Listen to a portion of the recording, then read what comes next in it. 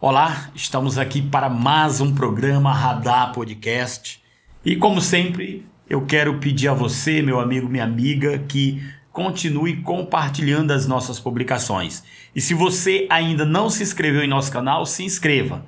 Se inscreva porque é através da sua inscrição que nós vamos expandir o nosso trabalho. Quero, no dia de hoje, estar falando um pouco sobre os acontecimentos do último dia 11 de setembro, o dia em que Jair Messias Bolsonaro, o ex-presidente da República, foi condenado não por ter permitido que 700 mil pessoas morressem de Covid no nosso país.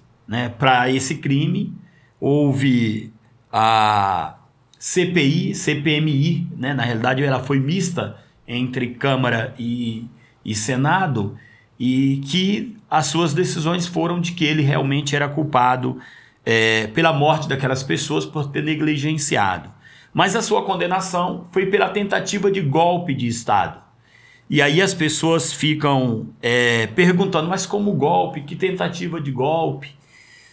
Desde 2021, ele vinha já ensaiando uma forma de como faria caso ele perdesse as eleições em 2022, como que ele faria para não sair da presidência. E isso ele foi trabalhando para que quando chegasse nesse momento, ele conseguisse se manter firme na presidência. Porém, o golpe não deu certo. E o que você tem a ver, Ribamar, com isso? O que isso muda na tua vida? Eu vou falar para você que isso muda consideravelmente.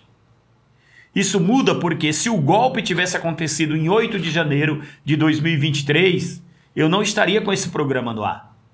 Eu não estaria falando para você sobre democracia, sobre direitos sociais, sobre a luta dos trabalhadores dos Correios. Eu não teria trazido aqui as pessoas para falarem sobre a vida das pessoas que lutam no dia a dia sem ter uma carteira assinada, os trabalhadores ambulantes. Eu não teria trazido aqui o companheiro Nando, por exemplo, para falar sobre a jornada 6x1.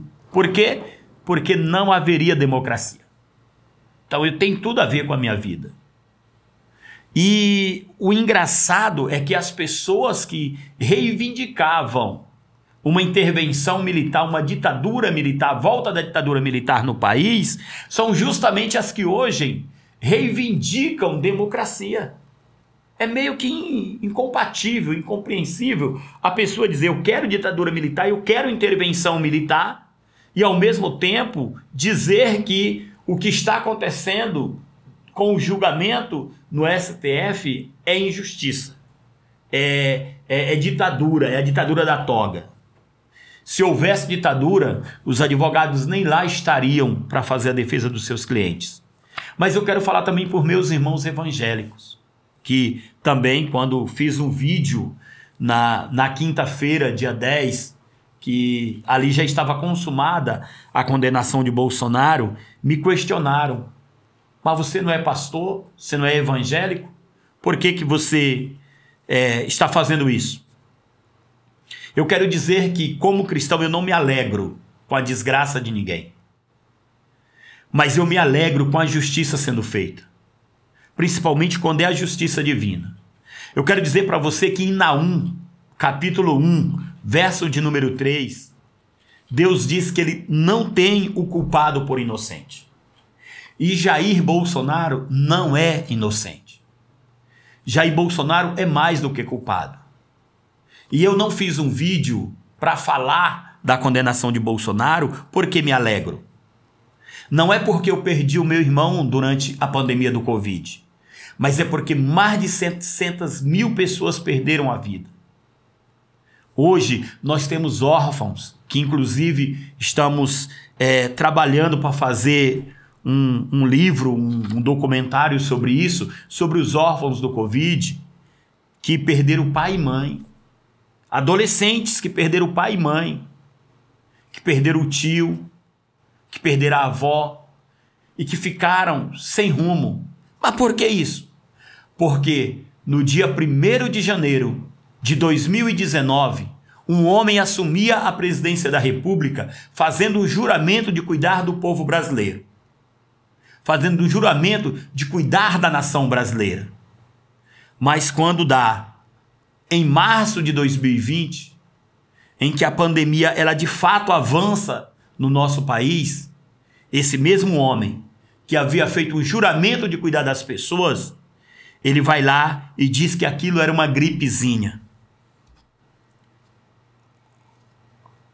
Ele começa a negligenciar uma doença que já estava afetando a Ásia, que já estava afetando parte da Europa, quer dizer, já estava afetando a Ásia, a Europa e parte da América. Enquanto os especialistas, não é maluco, não é ninguém que acha, eram especialistas, médicos, clínicos, infectologistas, eles diziam, tem que ter um lockdown, tem que fechar o comércio, tem que fechar as lojas. Nós não podemos vencer essa doença com todo mundo na rua. Ele falava o quê? Ele falava que não ia ter lockdown. É o cara que foi condenado dia 11 de setembro. Esse mesmo cara que foi condenado dia 11 de setembro, e aí, irmãos, você que é evangélico, que apoia esse homem, você deveria refletir no verdadeiro evangelho. Porque evangélico quer dizer que segue os evangelhos. Segue aquilo que Mateus, Lucas, João, Marcos escreveram. Aquilo que está em Atos dos Apóstolos. Você segue as cartas paulinas. Então você tem uma referência de alguém que amou, que declarou o seu amor, que mostrou o seu amor pela humanidade. Não alguém que a todo momento defendia a morte de pessoas, que durante o processo da pandemia imitava as pessoas com falta de ar. Eu vou pedir para você fazer um exercício agora. Para e respira. Vai lá. É bom respirar. Mas durante o período da pandemia, nós não conseguíamos fazer isso livremente. Nós éramos pressionados por algo por dentro, com medo, inclusive, de respirar o ar que estava ao nosso redor. Porque o homem que foi colocado para cuidar da nação, para cuidar do povo brasileiro, estava justamente fazendo o contrário. Deixou de comprar vacina. Logo no início, havia a possibilidade da compra das vacinas. Mas não comprou vacina. E o nosso povo só começou a ser vacinado, sabe quando? Quando um grupo de governadores, que eram defensores da vacinação, foram lá, se organizaram, montaram um consórcio e começaram a negociar a compra das vacinas para os seus estados.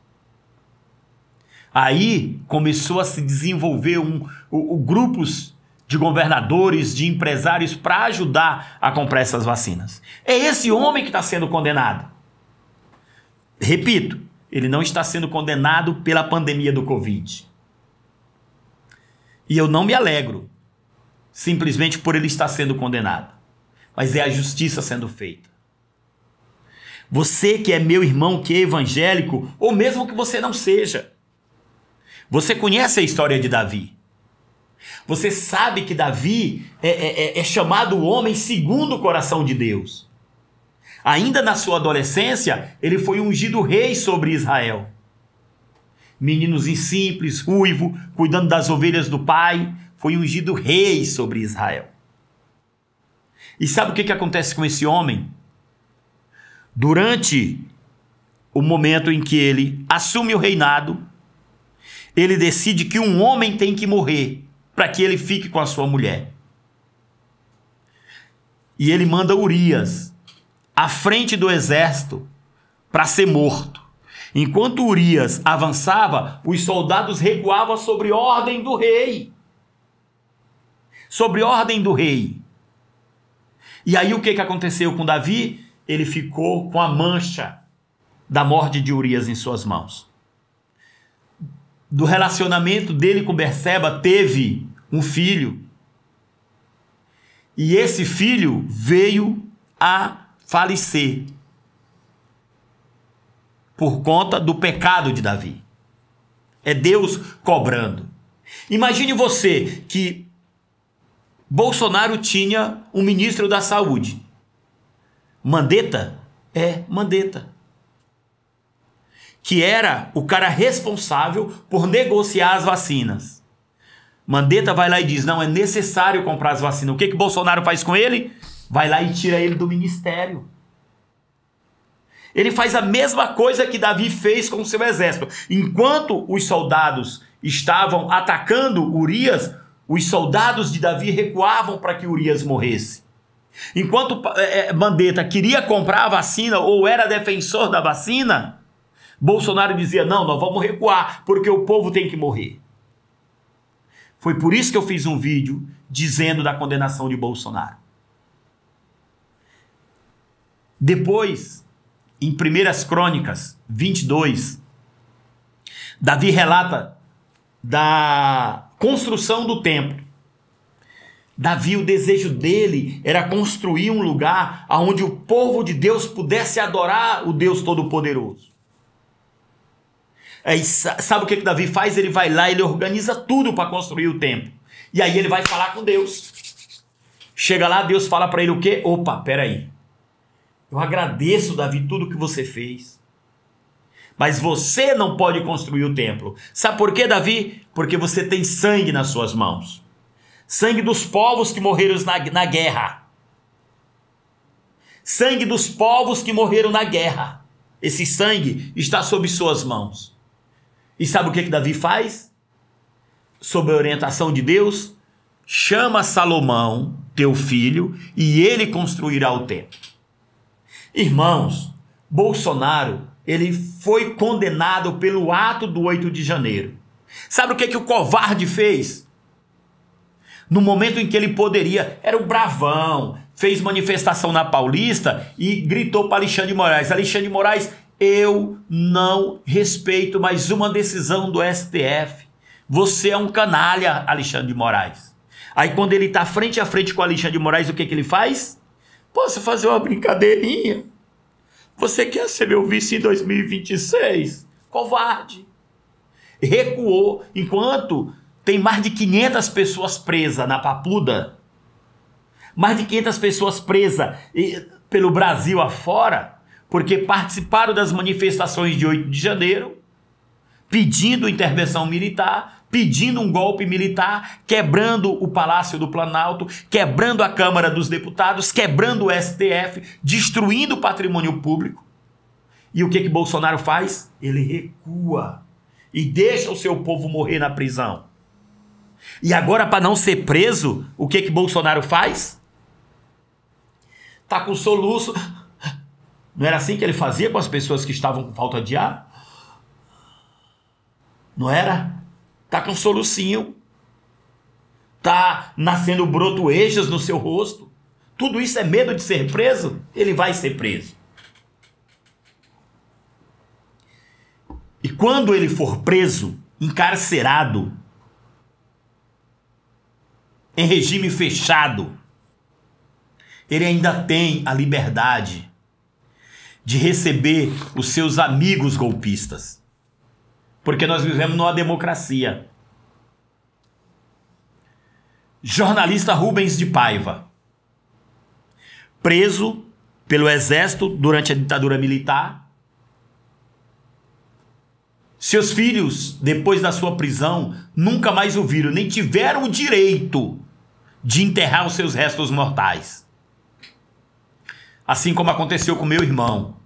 E não é por isso que eu fiz o vídeo, não é porque o meu irmão faleceu.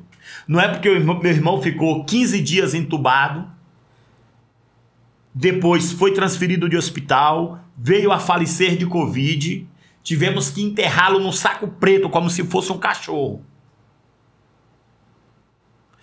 Sem direito de fazer um velório digno, sem direito de despedida na hora que é uma das horas mais importantes da vida do ser humano, em que todo mundo, hoje ontem estávamos tendo um delegado sendo velado na Assembleia Legislativa, em que milhares e milhares de policiais estavam lá porque ele foi assassinado, estavam lá prestando a sua homenagem.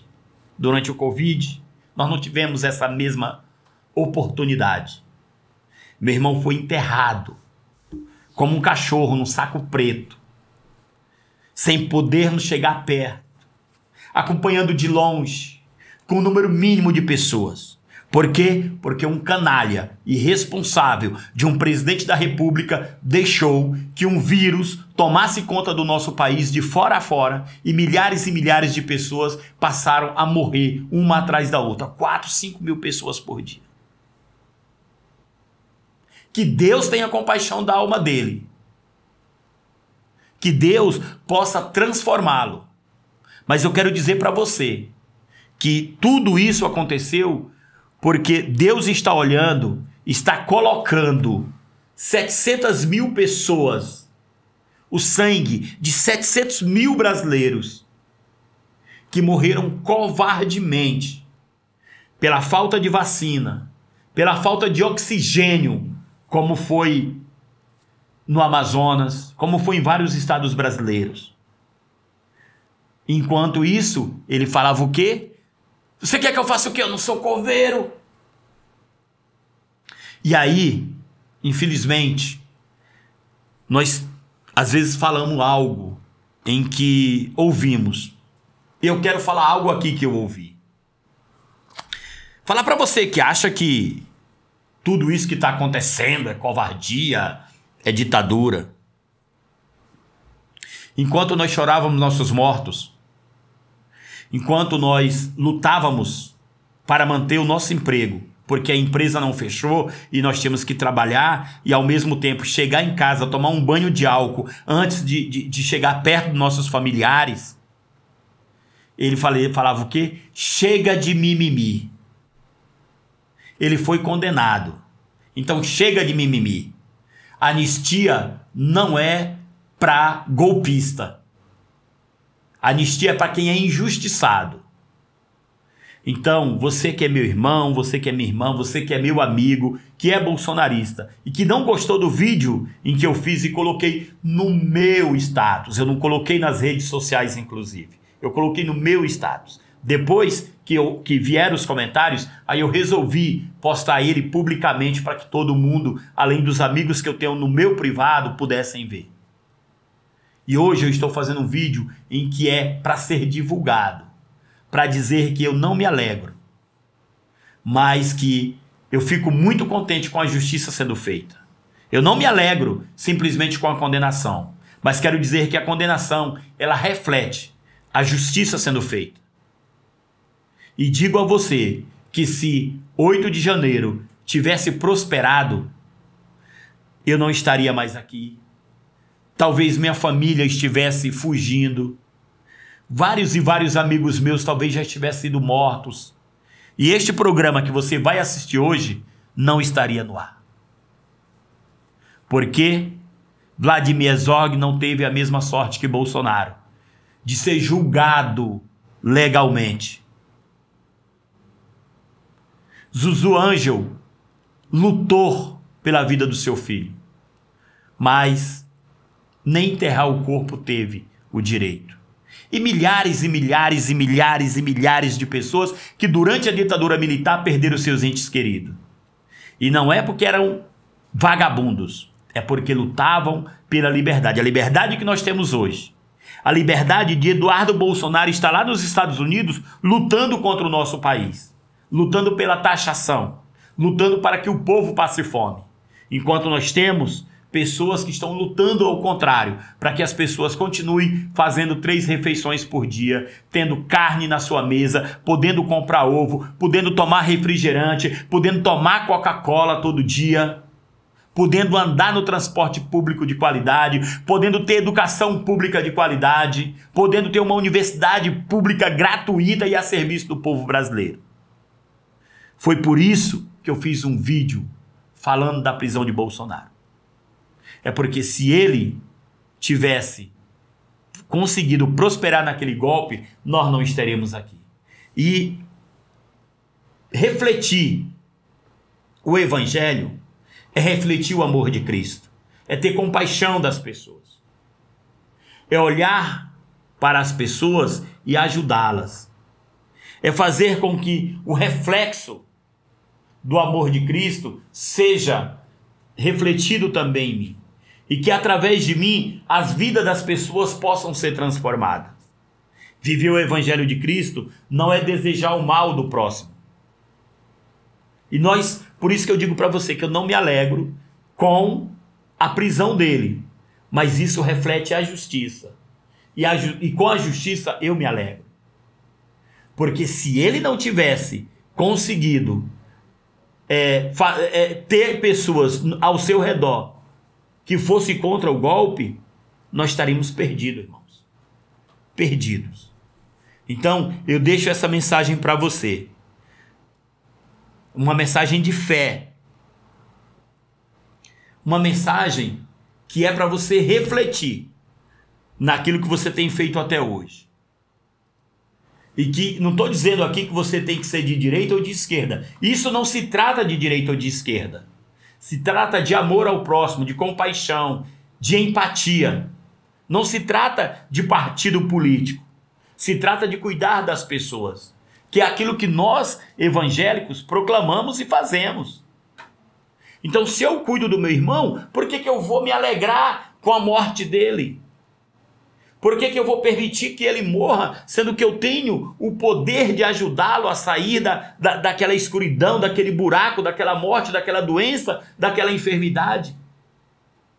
Se eu cuido das pessoas para que elas saiam da drogadição, para que elas abandonem o álcool, para que elas abandonem as drogas, para que ela abandone a prostituição, por que eu vou me alegrar com aquelas pessoas que estão morrendo?